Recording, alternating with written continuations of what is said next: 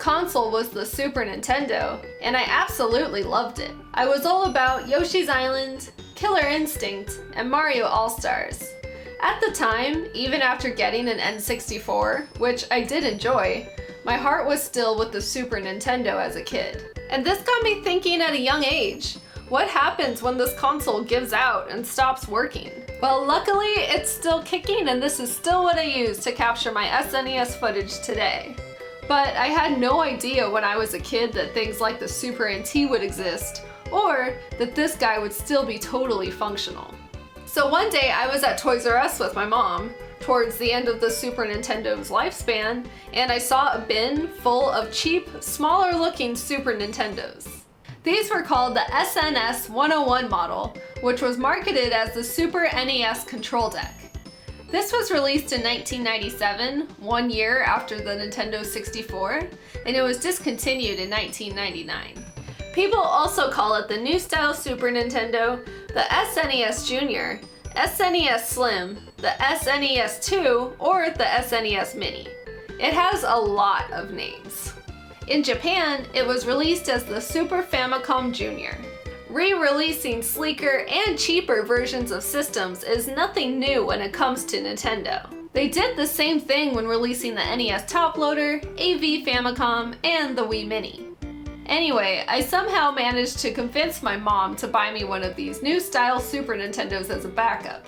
After doing some research, it apparently retailed for about $99.99, but both me and my mom could have sworn we paid around $30 for it. I'm guessing we got this around the tail end of these being available, so probably sometime in late 1999. To research the price, I went to Google and tried to find a commercial or print ad featuring the new style Super NES.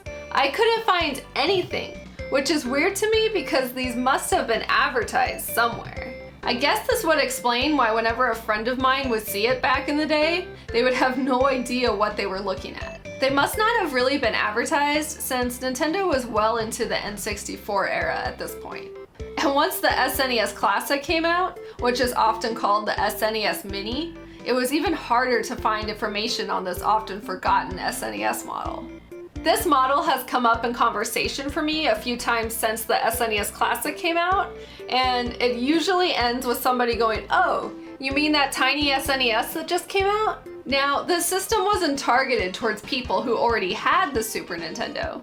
It was more for people just starting out with video games and wanted something on a budget. Or if they were a crazy person like me, they just wanted this for a backup for this. Apparently, you could get it by itself or bundled with Yoshi's Island, A Link to the Past, Kirby Superstar, or Tetris Attack. I'm pretty sure mine came by itself. To make the system cheaper, a lot of changes were made. First of all, it's obviously a lot smaller and a lot lighter. The power and reset buttons are both located on the left, there is no eject button for the cartridge, and there is no power LED to let you know the system is on or not. This can be confusing because if you look closely, there are totally little dots that look like this was for the LED. At least that's how it looks to me anyway.